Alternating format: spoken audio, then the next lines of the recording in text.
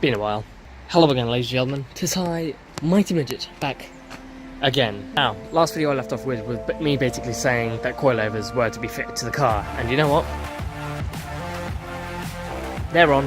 It has definitely been a bit of a while, so they have actually now dropped to their lowest point. The rears are as low as they would go, and the front has still got a little bit of life to go, or can be lowered a little bit more, so I'm definitely going to be doing that eventually one day. One thing I also need to do with them is I've softened the front because, Jesus Christ, when I first set up they were hard, but the rear ones need to be softened a bit more. The front ones have been softened not as much as possible. They've been softened a bit more than what they were when they were first done, and the back ones need to definitely be softened a bit more because, oh my god, it can be quite a hard ride at times. The ones I went for in here were the Meister R coilovers, and they are here, and they just, well, there's not really much to them, but they're certainly there. Nothing else has been done. It was just literally a cheap job. It took fucking forever for it to show up. I just got a new battery tie down just to bring out that little bit more swank into the engine bay because it looks good. I would have gone for chrome to go with the strut brace and the cold air intake, but they didn't have chrome or really like a decent silver, so I just went red to go with the coilovers and the text, and I'd say that looks pretty damn good. But enough of that waffling. I have two things on which I want to do in this video. One, I think I'm only going to be doing today, and I might try and give them a tackle, but it's rather cold. It's December. It's not very nice weather. It's wet. It's miserable. I don't like it. But because the stock headlights, all the headlights that I got new from when I actually had my car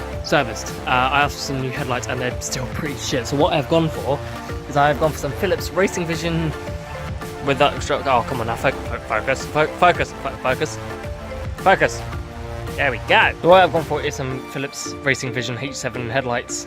H7 are the ones that need to be replaced, but shut up. These ones are hopefully a lot more brighter than the ones that are already in my car, so I'm hoping these are actually going to be a bit more.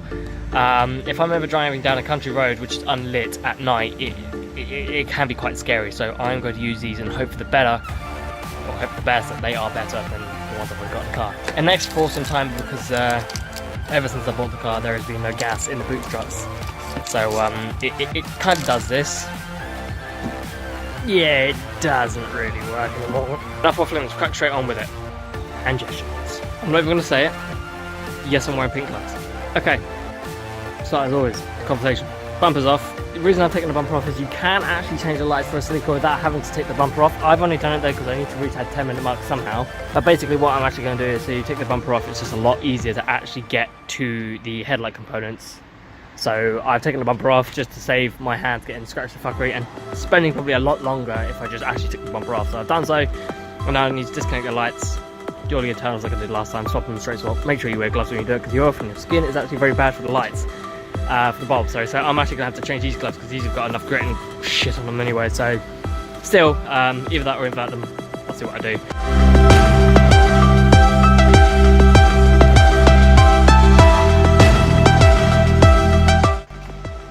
Pardon me, oh, filthy boy.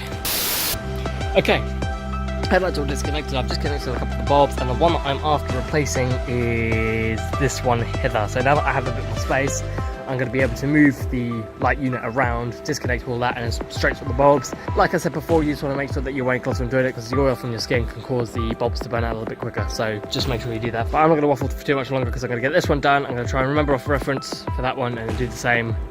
That should be them done, and hopefully they should be a lot better. Is it that? So what I want to do is of course replace this bulb here with my new Philips ones, and it should be as easy as that. So I need to actually have a look at this, and I'm pretty sure it's just going to be a case of pull these out and replace them with that, and then blah. Hopefully, I mean there's nothing here that looks like it's a complicated procedure at all, so it should be as easy as goes. Okay, so the new bulb is on. I just need to reverse the whole process, reconnect the lights, rebolt them, and go to the other side. Okay, so after my third attempt of actually getting it all back together, because I reconnected it, and I realised the rubber seal was still on the engine block cover, whatever you want to call it, and I also hadn't reconnected the bulb. So the lights are all in, it's not actually fully tightened up yet, but let's find out whether or not it's actually going to turn on. Oh, hang on a minute, I need my keys, don't I? No, I don't, what am I saying? And let there be light. I noticed no difference. From here, they look a little bit brighter, but I won't actually know until I hit the road. So immediately, I can't tell the difference because there's still enough light in the day for there to, you know, I can't draw a comparison yet. So what I'm going to do is I'm just going to crack straight on, get on the other one, and put the bumper back on, bonnet down, and then perhaps work on the rear, either today or tomorrow, depending on how busy I am. You get bright. The new headlights are in. There's not going to be a lot of focus because it being a bright light on the phone, it's not going to work very well. They're both in. That one, as you saw earlier, I was able to actually kind of get that out by the 3 bolts and work on it that way. Bit easier. This one, on the other hand, you're a prick. Because basically, we haven't got any cable ties from what I've seen of, and this is currently fixed. If you remember in my last installing the new headlights video, there was no bolt for this because when I had my accident, I had lost that bolt somehow. So I kind of have to cable it down. So what I've had to do is I had to disconnect that one, I had to disconnect that one. I could only really undo that one and the bolt in the side, and then I had to leave that one and just do this one kind of within that much hand space. And I'm not gonna lie, talking to other people on a couple of Celica groups and forums on Facebook and all over the wherever, mainly on Facebook because that's actually the only place I've contacted people about it, but nevertheless, people were saying that this is actually an arse because the fuse box is an absolute pig being in the way of this, but nevertheless, with small hands, I have succumbed. I have overtaken the challenge, and I have done it, and it is looking great. And they are on, and they're working, and it's all a good sign. So hopefully, they're not going to break anytime soon. Now, this video is going to have a couple of things involved because one thing I'm also thinking of doing, I'll talk about it later, is I am thinking of having some more big changes to the car, and I'm not just talking about bodywork. I'll get into that for later on. What I do want to do though is any of you watching this video who have made it this far, well done, congratulations, I haven't bored you yet. One thing I want to talk about is I know that you can get an air filter cleaner, but this isn't actually a K&N one or any specific brand, this is just an eBay Jobby air filter. So if any of you guys in the comments could actually please let me know on how to clean this, because this is getting blocked up and I have a feeling it's not doing as good a job as it should. If you guys could let me know how to clean that, or even if it's worth just buying a new filter, please let me know. I can either make a video on that as well for others, or whether or not it's worth to try and scrape out some of the shit. I really don't know, so please do let me know. But now that is done, the bumper should go back up to the car, the bonnet can go down, and it's 3 o'clock now, so I'm thinking I might have a look at that. It shouldn't take long at all. I'll give that a whirl as well.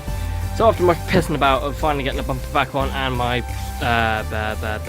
toe strap at the front, finally getting it all connected and sorting out the bonnet and these gaps and everything, finally sorted out and the lights are all connected. So the next thing I'm actually going to quickly do is I'm going to take the sticker off because it looks...